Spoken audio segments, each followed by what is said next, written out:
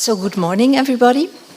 My name is Lianne Hoogeveen, one of the two thinkers, my colleague Franzis Preckel.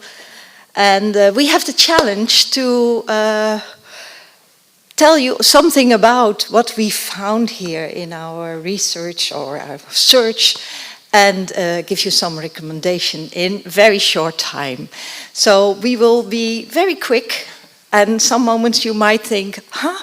Or I would like to ask something, I would like to say something. Not this morning. But of course, in the afternoon, you have time to talk, and after the breakout rooms, there's time to discuss, and so don't worry, and there will be a report where everything is much more elaborated. So we want to start to tell you about some findings and reflection, and I give the floor to my colleague, Franzis. So thank you very much. It's an honor to be here. It's really a beautiful location, and we are happy that finally June 11 arrived. So after investing, 6, 7, 8 months of really intensive investigation, discussions, meeting with people, this is really very nice to be here today.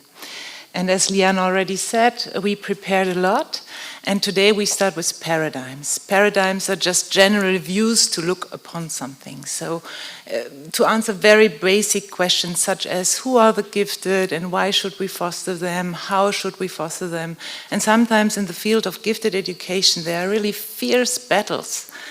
And it's helpful to know which paradigms are out there to understand what is going on and why we are sometimes fighting about things, although we all want the best for the strong students. So we start with paradigms and we present our perspective, some research findings, and finally reflection. And it's important to stress that this is not a systematic evaluation based on a data collection, but it's our reflections from what we encountered in the thinker cycles.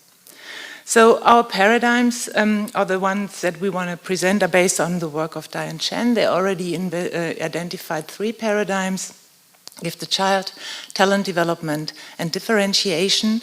And these give quite different answers to basic questions, such as what comprises giftedness, why should we engage in fostering the gifted, how should they be identified, so who are the gifted, and how should they be fostered.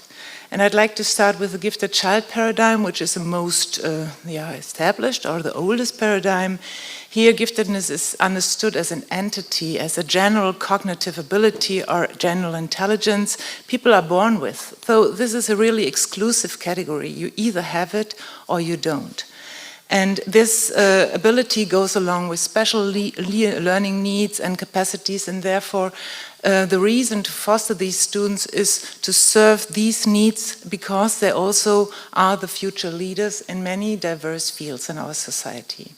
And it's easy to identify children within this paradigm. It's general cognitive ability, so you can apply an intelligence test, and usually a criteria of IQ 130 or 120 is used to identify this group of students. And they should be fostered in special programs because of their special learning needs. This paradigm is founded in intelligence research and differential psychology. It's the oldest one, but still it's very present nowadays. And if you talk to people who are lay people in the field, they usually have this paradigm in their head. And also if you look at research, many studies still use this. On the other hand, there is the differentiation paradigm. Here it's more about individuality and emerging needs and strengths of students. It's not assumed that there is this inborn capacity, but within a situation, very context-specific, strengths and needs of children can become visible, and to support their optimal development, it's important to serve these emerging needs. And also identification, therefore, is no one-time assessment because these needs, they really are dynamic, show up in one situation but not in the next one. So it's more an ongoing formative assessment, and usually you don't use labels like gifted children. And fostering is usually conducted by adaptive pacing, instruction. This paradigm came from educational research, and it's very closely connected to the school context. And then the third one, talent development, it's in between. So here, inter-individual differences are very important, but not only in general cognitive ability, but also in specific abilities and psychosocial skills and personalities, such as openness. And different from the gifted child paradigm, the idea is that they are malleable. They can be built up by fostering, but they can also wither away. You can lose them. So therefore, it's very important to support talent development. Otherwise, it's lost.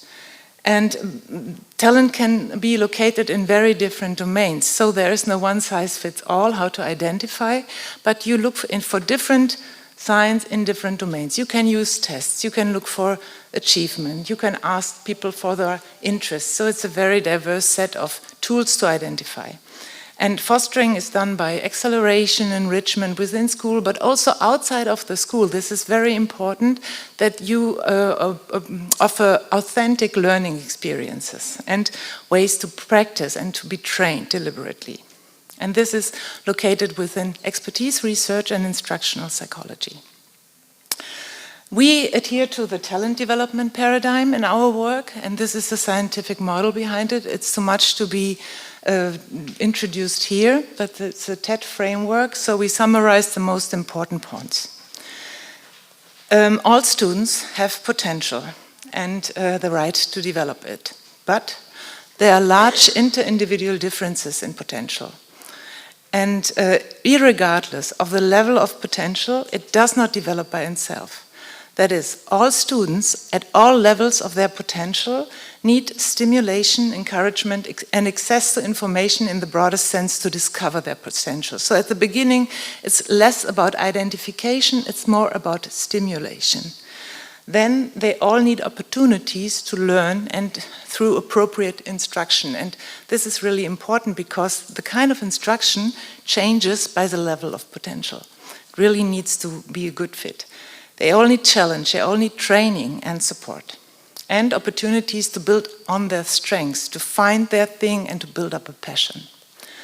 But there are significant differences in opportunities available to students to develop their potential, primarily based on their family background, on their social background. So this is not evenly distributed. And the development of potential cannot be enforced. It's a long-term process of personality development. So this is the holistic approach that Lianne Hoogeveen already mentioned. It really needs to include the whole personality, her values and her identity. Otherwise, talent development is hampered. So potential is something that is very complex. It does not only include cognitive abilities. This is at the core, but it's not sufficient to explain talent development. In the talent development paradigm, there are also non-cognitive factors such as motivation or openness to new ideas, and they explain the potential, the level of potential. So potential is multidimensional. Besides cognitive abilities, there are skills and personality traits. And to make this more concrete, I have an example for the domain of mathematics. Here you see in blue the abilities, general but also specific cognitive abilities such as verbal skills are very important for mathematics, also creativity. Then in green, the personality characteristics such as a high belief in one's abilities, academic self-concept. And in yellow, a learned skill like self-regulation or planning, goal setting, metacognition. This all comprises potential in mathematics. And if you have a look at another domain, for example, music, other skills become important. Fine motor skills, for example, for playing the piano, or observational skills in scientific study, in natural science. So potential is also partly domain specific. For math, it's a little different than for natural science or for music. And it's dynamic. With appropriate support, you can build up potential, and without that, it can also get lost. And regarding high potential, it's just an increase in the level of factors that comprise potential in each student, but it's a higher expression and also their constellation. So if you have a high ability, but you don't believe in it, talent development is really difficult. It also needs to have a good fit. Okay, and Lianne, taking over. Thank you. So it's always important if we talk about students with high abilities, gifted students, it's important that we know where are we talking about, because that's not that obvious. So that's the reason that we want to show you who are they in our opinion. And of course we started with the question to look at cognitively strong functioning learning. And talking with a lot of people, we understood that might be a little bit confusing, because cognitively strong functioning learners, people might have the idea if they are not functioning on a high level, they are not part of that group.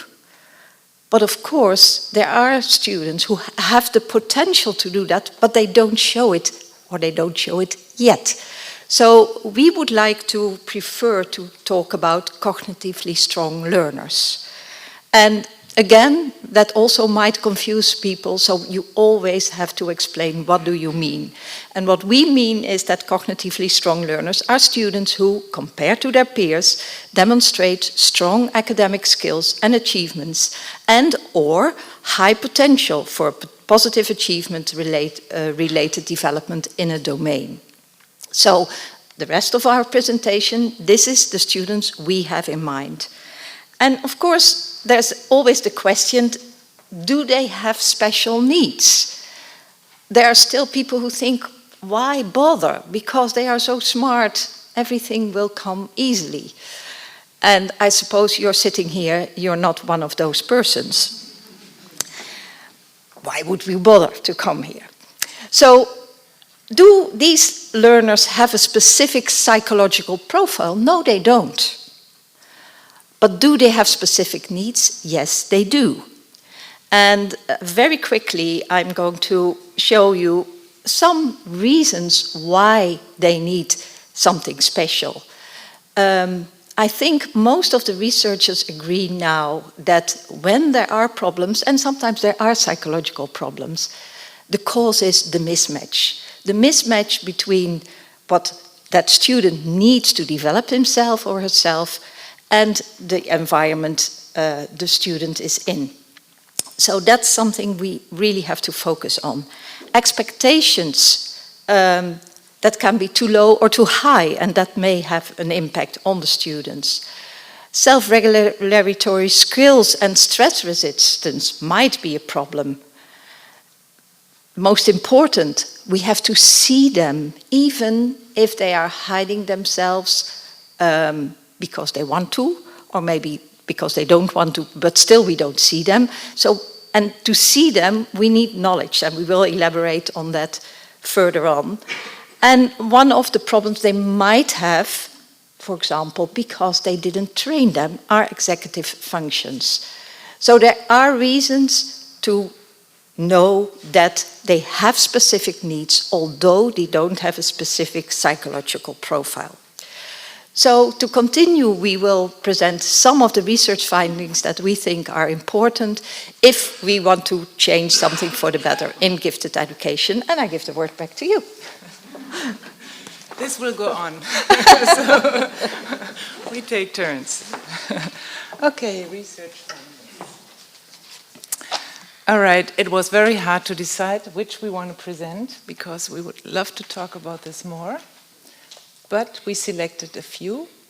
First, the relation between cognitive ability and education.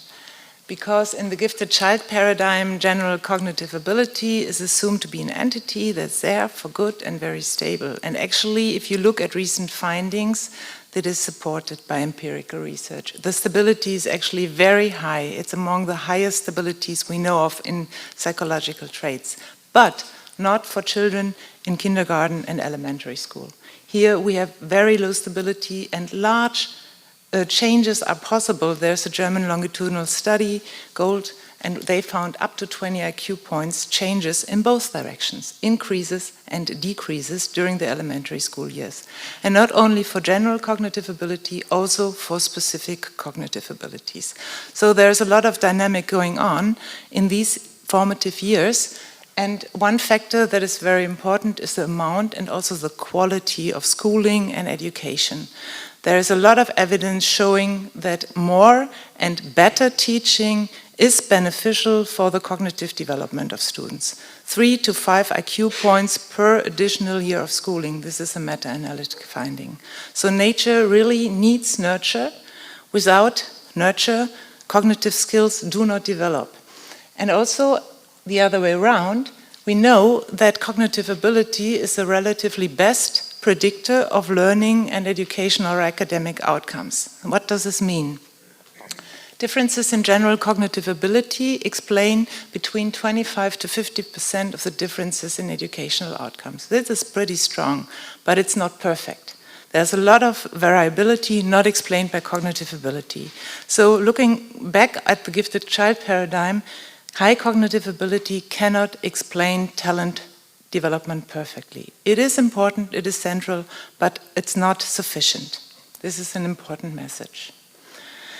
Then we would like to draw your attention to what you know, heterogeneity in the classroom. So this picture shows an average 5th grade classroom and the distribution of competency levels in mathematics from the TIMSS study.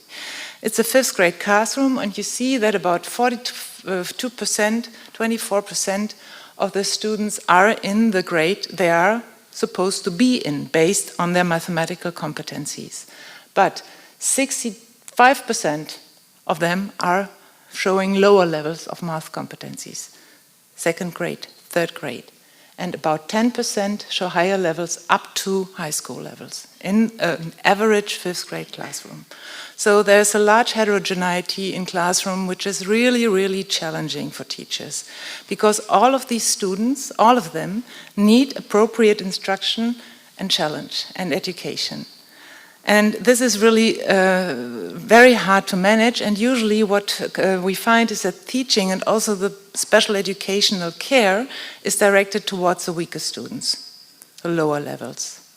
In addition, some of the stronger students, they purposely underperform to adhere to the classroom groups. They don't want to be different, they want to belong to the group.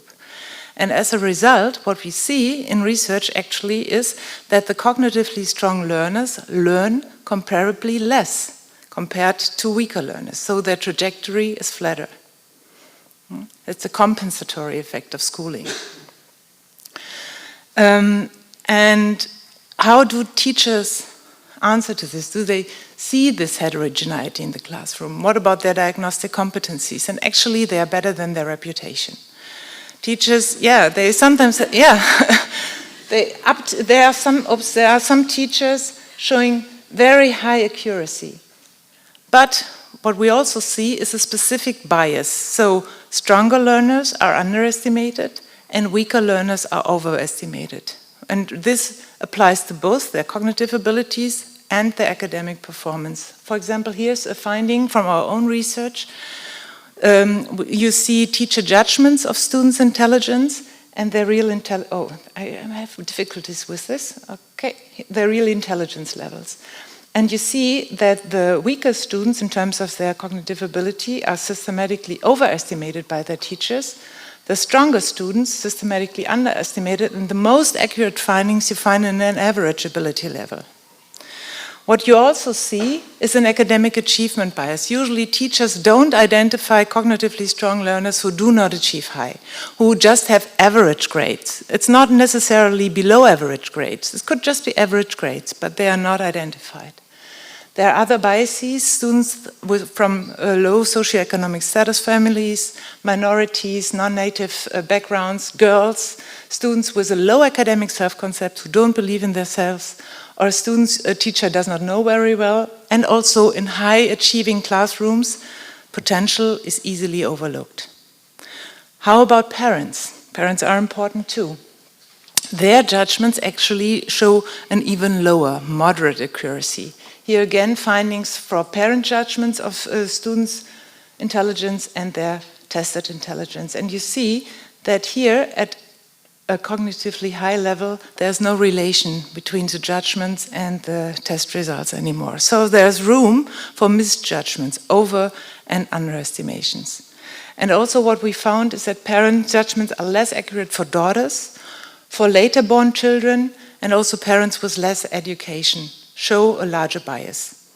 And all of them do an academic achievement bias. So they usually base their judgments on children's school grades. And we know that the grades and the cognitive ability have a medium correlation, but it's not perfect. So there is room for misjudgments, and these have consequences. For example, teachers who systematically underestimate non-native students' teachability or performance level might cause a feeling of helplessness, of not being seen in those students, which really hampers them to develop academic motivation, enjoyment of learning, and thereby their academic achievement. So teacher judgments through student self-perceptions and feeling influence academic achievement. This was a negative example. There could also be a positive example, and this is based on findings. Overestimation has a lot of positive correlates. Motivationally, more enjoyment of learning, higher expectations for themselves. So students who are overestimated show a better academic profile. And this is not only cross-sectional correlations, it's also predictive. So there are studies showing that students who were overestimated over the course of 1 year developed more favorably in terms of their motivation, but also in terms of their academic achievement. And it might be not a chance who's over and underestimated. Probably students from higher SES backgrounds are overestimated, from lower SES backgrounds are underestimated. Therefore, in another study, we controlled for these factors. So here we compared 3 groups of students with this. They have the same IQ, the same gender, went to the same class, spoke the same language. The parents' educational level was comparable, and the teacher knew those students comparably well. And here are the findings for the overestimated students, the accurately judged, and the underestimated students. And it's the same. Overestimated students had a higher academic self-concept, higher joy of learning, better attitudes towards school, and a higher willingness to make an effort. And they were comparably intelligent from the same background. So over and underestimation really makes a difference, and taking into account that teachers underestimate the strong learners, this has an effect. Okay, what else? In the field, we frequently find strong attitudes and conceptions about cognitively strong learners. For example, that they have a higher vulnerability, so show less social skills, or the opposite, that they can do it on their own, or that gifted education is a luxury problem and elitist, and that students with greater needs should be served first, or that high achievement causes distress and has a cost with regard to well-being, and that general cognitive ability or intelligence cannot be changed. And we collected some research findings to test these assumptions, and what you can see here, it's about debunking misconceptions, so most of them aren't correct. What you find instead is that high cognitive ability is not systematically related to higher vulnerability, overexcitabilities, more intense experiences, or heightened sensitivity. That can come together, but it's no systematic relation. Actually, what you see is a higher mental health in cognitively strong learners, or no differences. Then if there are problems, and certainly there are problems, they usually arise from a mismatch, as Lianne already said.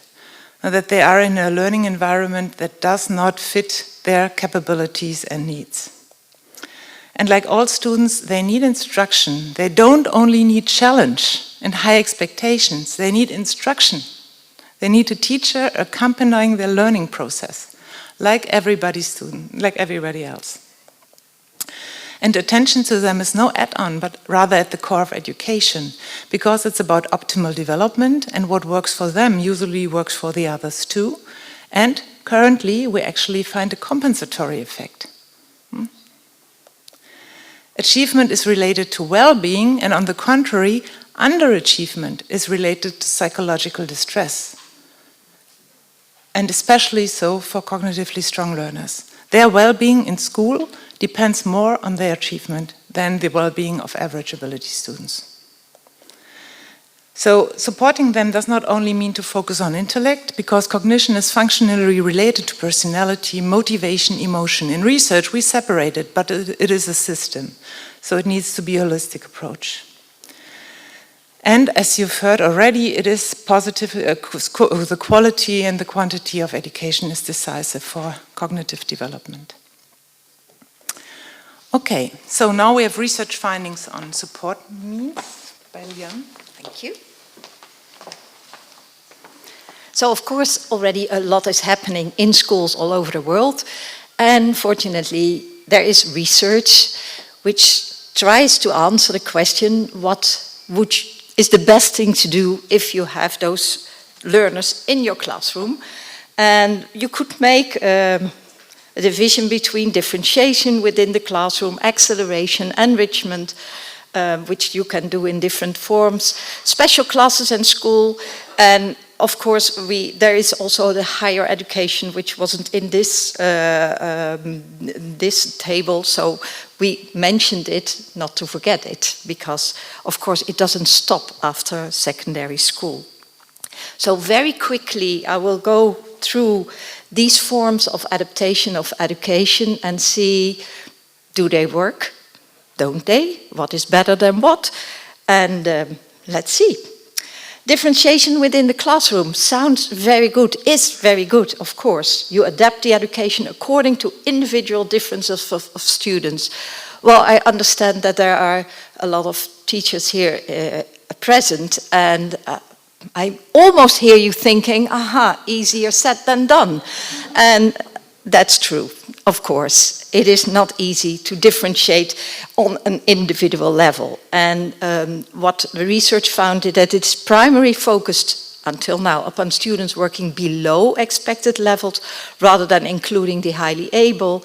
And according to Nicholas and colleagues, the practice of differentiation continues to be misunderstood. So it's not clear enough. It's something to consider, but also realize it's not easy done in the organizations how we have them in education now. Acceleration, progress through an educational program at rates faster or at ages younger than conventional. And many people think about skipping a grade when we talk about acceleration, but there are many, many more ways to accelerate a student's education, in which I won't elaborate now. So you could almost say it's counterintuitive that acceleration actually, if you look at all the research, is one of the most effective ways to adapt the acceleration.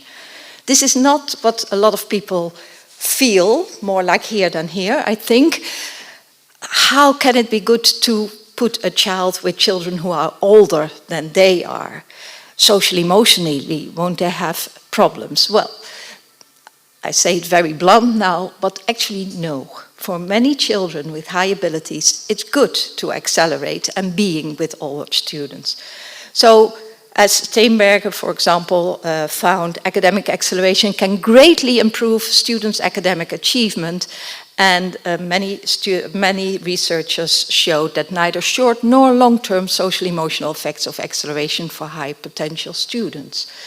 So we shouldn't worry too much, which would mean that any student who has high ability should accelerate, let me be clear. But we should consider it. That's more the message. Enrichment, that sounds better for many people. The experiences and activities that are not a part of the regular curriculum, but rather extend and enhance the regular curriculum.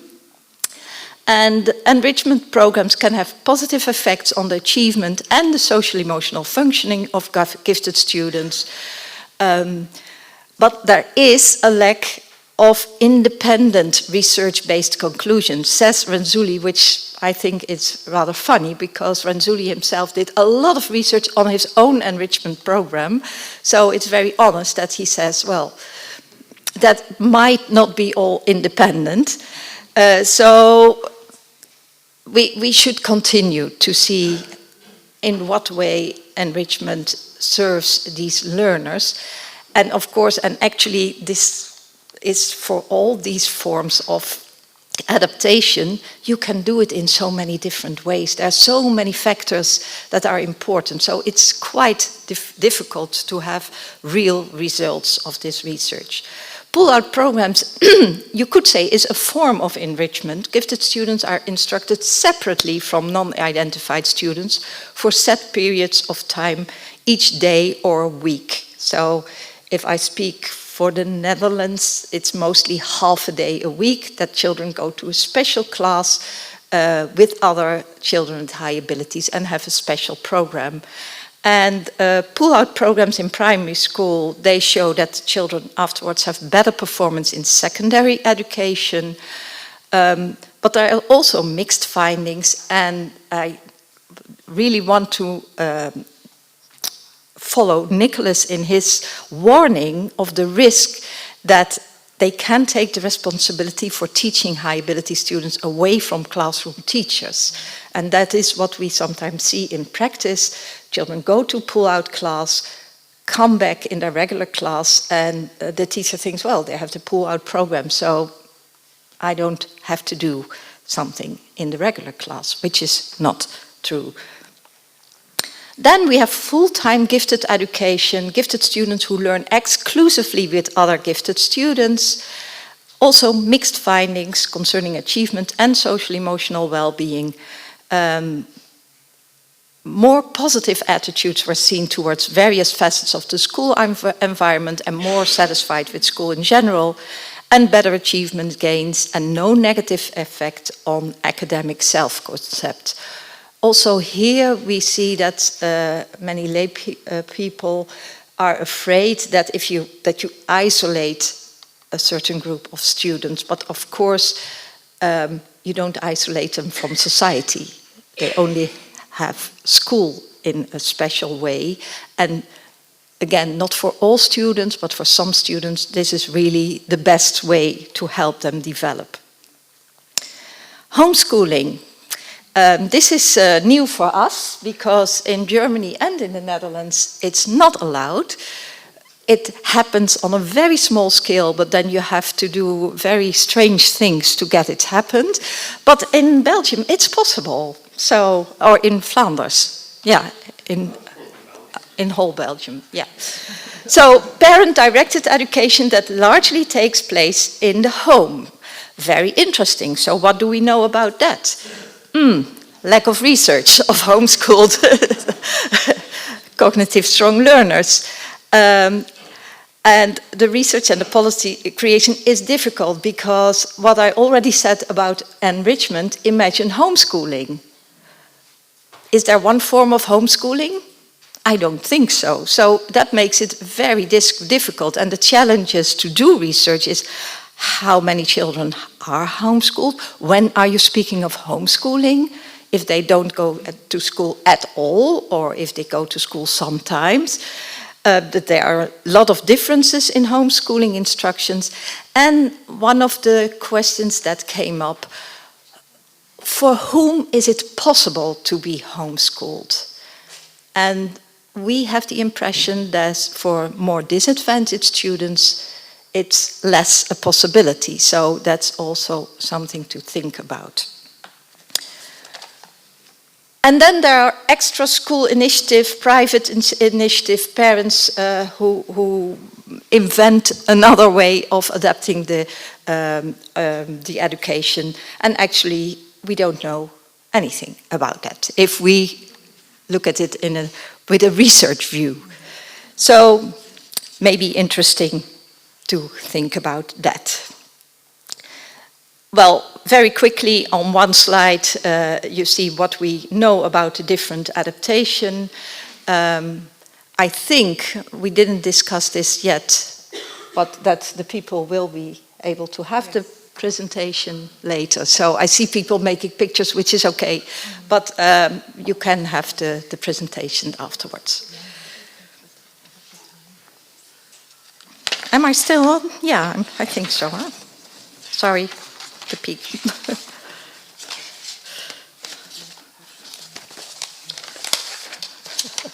I have a souffleur, which is good.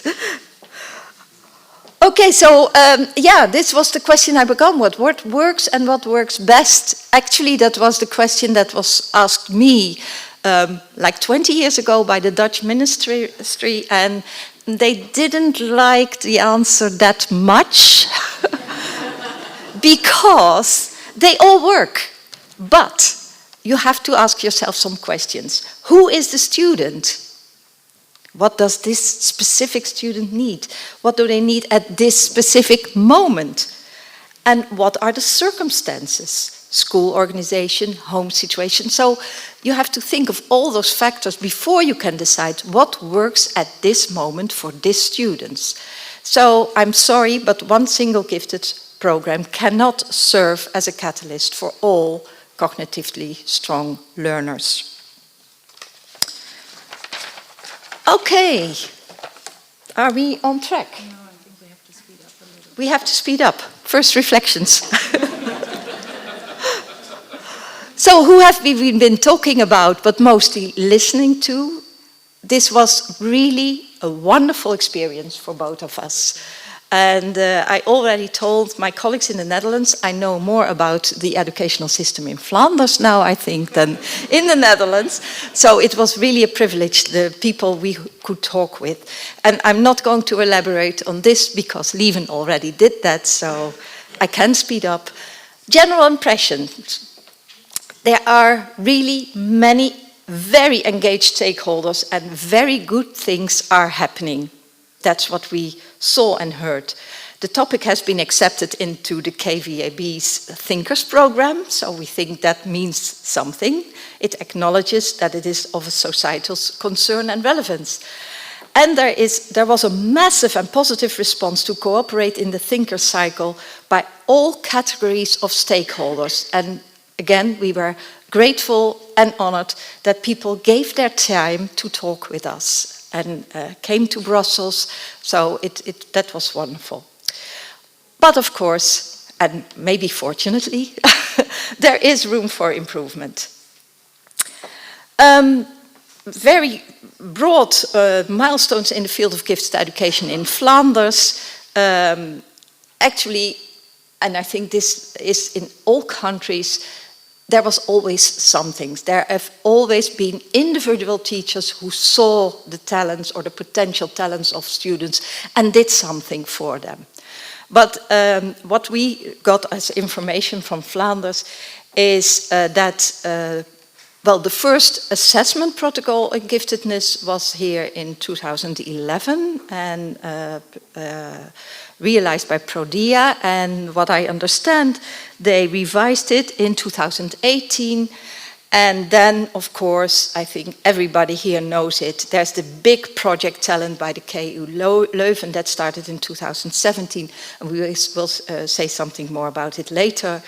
In 2020, the Flemish government invested for the first time in education and care for cognitively strong learners by appointing 12 example schools and 1 expertise center, and now there are 20 anchor schools and 1 inter-university expertise center. So this is great. This is wonderful that this is already happening in Flanders, and if you see these are the participants in 516 institutions that are in this project. Well, you might even ask yourself, what else do we need? Well, we think there's still something to do. Germany, well, maybe Francis should do that. I can do this. Yeah, we thought it might be interesting to just shortly summarize the situation in Germany and the Netherlands before giving the recommendations or the reflections. The large-scale studies also in Germany showed that there are too little students performing at the peak levels, and during the last years it improved a little, but only for the lower levels. So we see a rise in competencies in lower levels, in PISA, TIMSS and PEARLS, but not in the higher levels. And this motivates the governance to invest in this topic. And what was also very important was stock takings conducted by us in 2001 and 2004. There are 16 federal states, and education is in the hand of the federal states. So we conducted stock taking, what's going on, what is the legislation, what programs are there, how many funding is there, and that really changed a lot of things, because for the first time we had a transparency.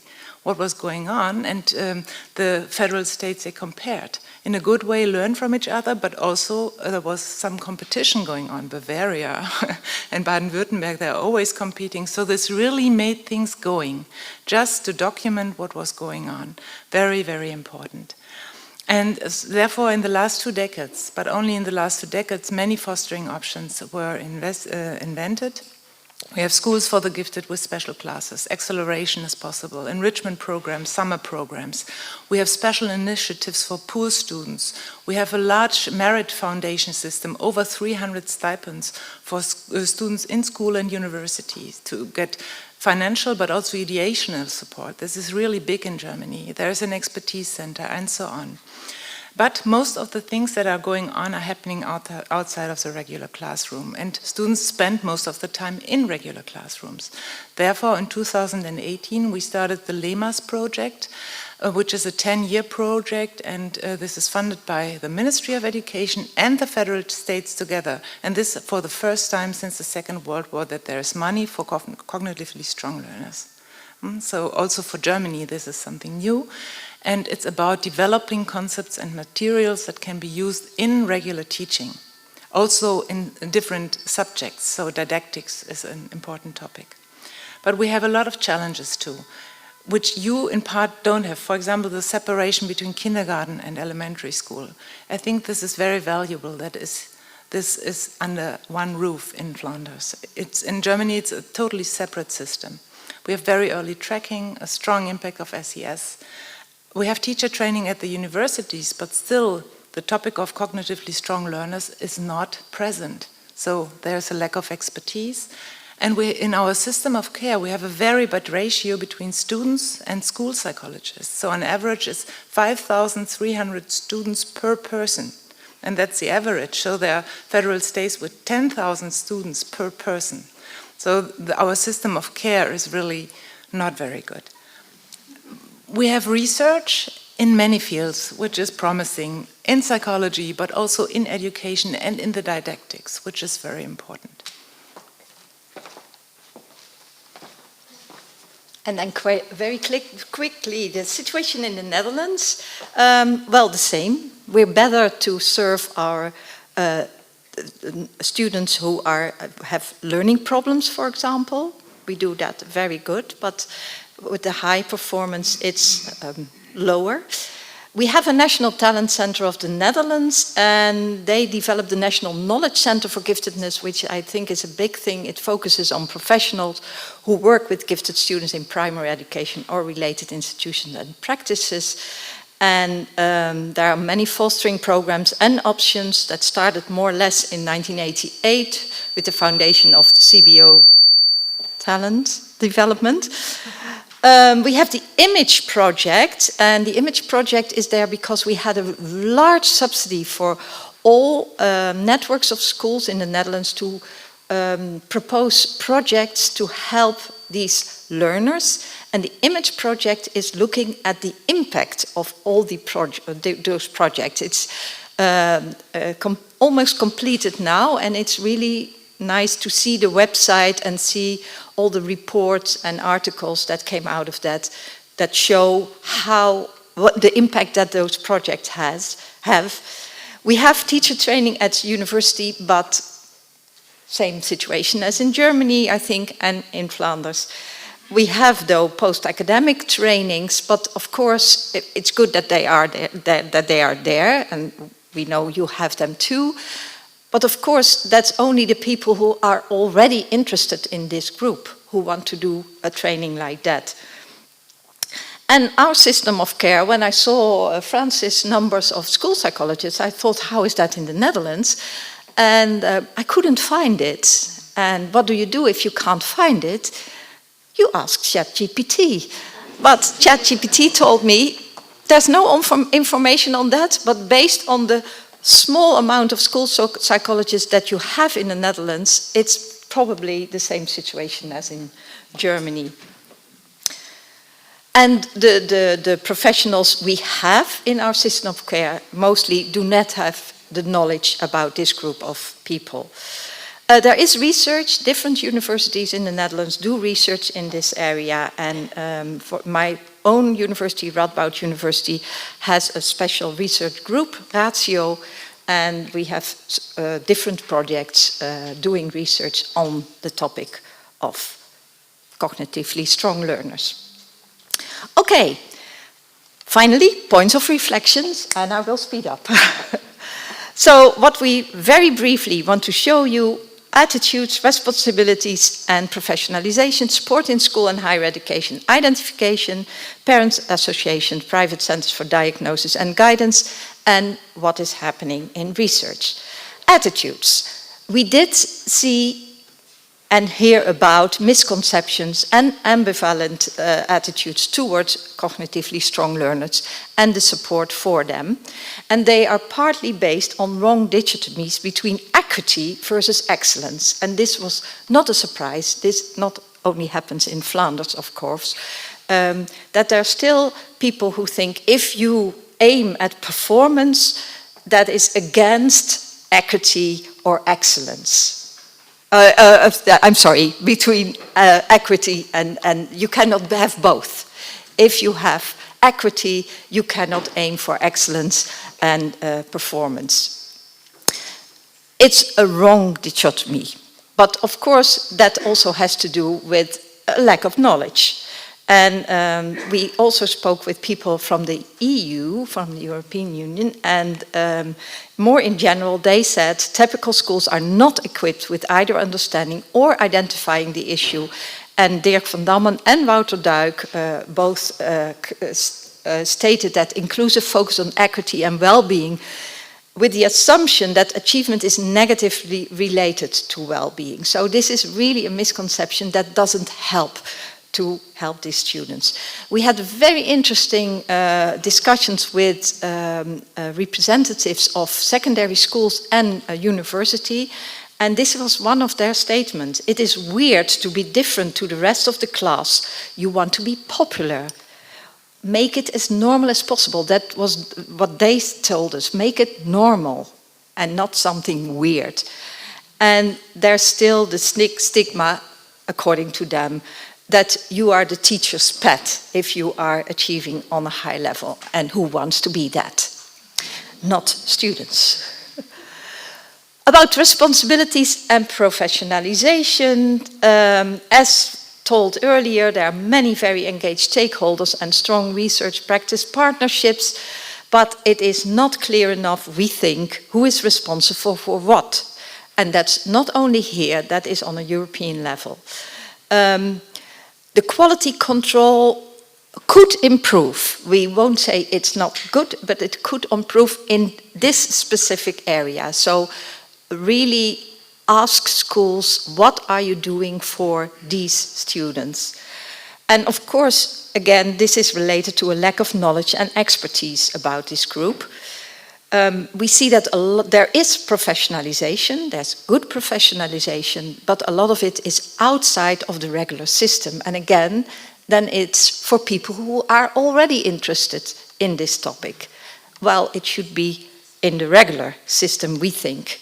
And until now, it's not. And there are reasons for it. We talked about that, and people also told us, well, problem is that we have a very full curriculum. And yeah, you could say it's also a question of priorities, of course. Again, this has to do with attitudes and knowledge. School support and higher education, there's a lot of material available. That also surprised me, and especially Lieven and the other members of the committee, they continued sending us materials, reports, and, in Dutch. Poor Francis. But that's good. It's good that it's there, but use it, we should say. There's a combination of kindergarten, Francis already mentioned it, which gives a great potential for early identification and a continuous support of these learners. There's an open educational system. We were actually surprised that access to higher education is possible with any secondary school diploma. For example, in my country, you already make a different, you have to choose different levels in secondary school when children are 12 years old, and if you don't have the right level, you cannot go to university, which for some children who are a little later in their development is a pity. So that's an opportunity. Homeschooling is allowed. That can be an opportunity too. And there is the possibility of central examination, and what we understood, this is a possibility for students who accelerate. So these are really good opportunities. There are some good reforms in teacher education. There is a large system of care and guidance. We were also impressed by that. And of course, you have the project talent and the anchor schools, and this is really something to be proud of and to be very happy that you have that here in Flanders. The aim of talent is to use scientific insights to strengthen the education and care of cognitively strong pupils. Beautiful, bring the research and the practice together. And it gives all kinds of opportunities for schools. For example, online modules about different topics concerning cognitive strong students, which are available for free. I'm Dutch, so that's important. And you can find it on the website. Wonderful. The available material, you see, I'm not going to mention it. As I said, you can have the presentation. But there is a lot. And a lot of very interesting information, and you should make use of that. What did we find in higher education? Cognitively strong learners is still a neglected topic, as we were told. There's a lack of knowledge, students feel excluded, which can have an impact on their mental health, and there's a lack of self-regulatory and learning strategies, which sometimes they need, which also, again, has to do with knowledge about the topic.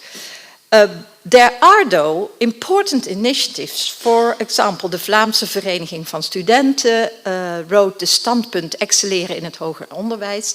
Very interesting. I would read it. I read it. And already sent it to colleagues in the Netherlands. And there is the Support Center for Inclusive Higher Education, which works in cooperation with Project Talent, and they have also a publication, Cognitief sterk functioneren, richtlijnen voor een inclusief beleid in de transitie naar het hoger onderwijs. And they have a website with video, sheets and further information and counseling options. So, that is already a lot, and I think it's your turn now. Yeah. Okay. All right, so identification. We had a nice quotes, but maybe it's on the recommendation slides. Okay, what we find is that many different methods are used: observation, interviews, testing, signaling, response to intervention, and there are multiple criteria, no standard criteria that are used or standard processes and tools of identification. So there's a variety in measures to identify potential. The anchor schools and learning networks, they have a shared approach, emphasizing multiple informants and sources. So there is some agreement on processes and information to look at. There's a lot of diagnostic material from Project Talent, but also from the Talent Centers, the Columbus Project. ProDia did already in 2003 a review on available material. And it's impressive what's out there already. What we also found is that there seems to be an ambivalence towards cognitive tests. You see some quotes here showing that sometimes they say it's more about Fingerspitzengefühl, or it's in the eyes of the professional, it's not the test that really can tell us. And we got the impression that some information is lost here because tests are just tools, and if you use them the right way, they can be very helpful. ProDia has this protocol with quality standards, guidelines for identification in educational context, and I found it to be a very good combination of psychological and educational assessment that also works in practice. It has many different suggestions already along the layers of care in the Flanders system. However, it did not seem to be structurally embedded. And when we were talking about the people who wrote this protocol, it wasn't always clear how it is used, who uses it, how often it is used. So there is no information on its usage. but we think it has a high potential. Then what we also frequently encountered is that the identification is needs-based, so there has to be a need before things start to happen. But to me, it did not really become clear what needs are involved and how they are identified. It was always needs-based, but we never spoke about what needs exactly are meant with that. So how can this be validated, and what is the goal of needs-based identification? So what for are you identifying? I know that in Project Talent also goal-directedness is implied in this shared approach, but still I couldn't, in the thinker cycle, I couldn't really grasp it. And what our impression was that we talked a lot about well-being and motivation, appropriate challenge and social integration, but very little about performance, achievement or talent development. And the impression raised that there was an imbalance towards well-being and less to talent development. Then students from minority backgrounds seem to be missed. We know from research, also from Flanders, that teachers have lower expectations for these students, that they receive worse grades. It's the same in Germany, even if they have the same capabilities, they receive worse grades. The tests don't function for these students, so there is a need for new tools that are measurement invariant and have local norms and could really be used with these student populations. Because currently it's not really clear which children are identified or reached and who is overlooked. Then parents' associations and private centers. The parents told us that they experienced a lack of understanding when they were confronting schools and also guidance centers with this topic. They felt some kind of ambivalence towards this topic, and also the challenge that students received in schools was no real challenge. It was more of the same, but not really something that was appropriate for these children. So it causes a lot of psychological distress, and this increases for very advanced children. As Lianne already said, the compensatory measures that are taken depend on parents' resources, which introduces a social bias again. Education is free, but not for these students, and if you want to compensate for that, you have to have the knowledge and the money and the time. Homeschooling is often no positive choice, but it's being disappointed in the school system.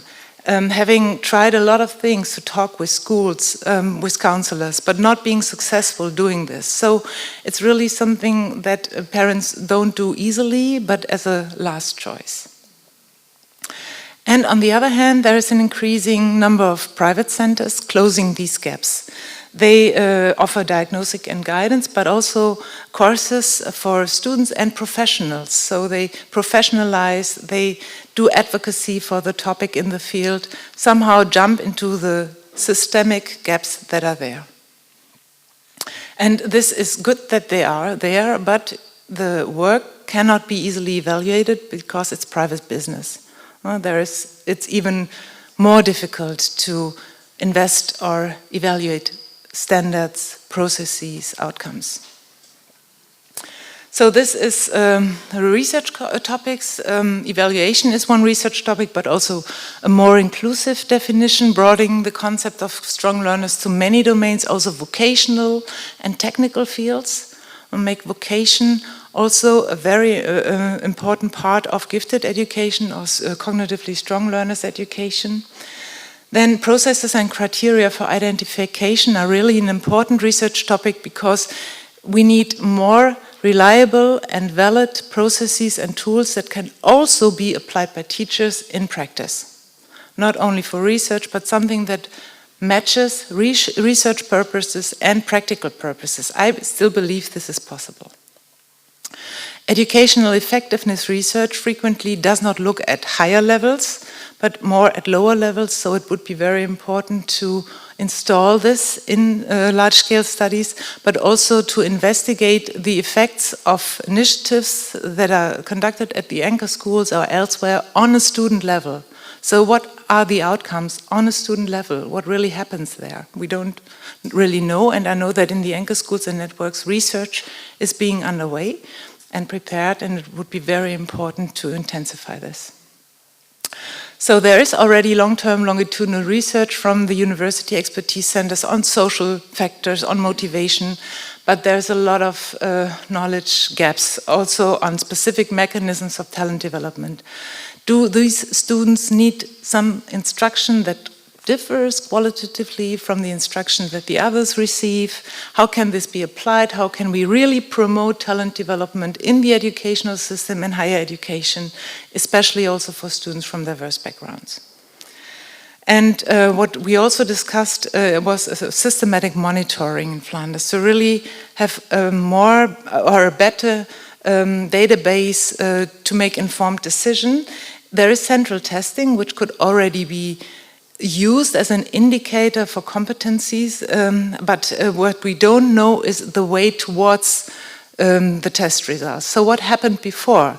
How were students promoted? How did they develop? What was going well? Where were the difficulties? So this is a nice quote from Martin Vastenkis, that central testing is just the outcome, but we don't really know what is the motor, so what is driving excellence and this development. And there is an interdisciplinary research consortium already within Project Talent, which could also be broadened towards, for example, including subject didactics, because instruction in domains is really decisive for talent development. So to conclude, a lot is going well. There are very engaged stakeholders. There is attention for the topic. We have this happening here today. The system is open. It's full day school, which is great. We don't have this in Germany. The kindergarten is included. There were recent changes in legislation to ease acceleration. There are important projects and networks and the support from Lehrpund. Student organizations are engaged in the topic.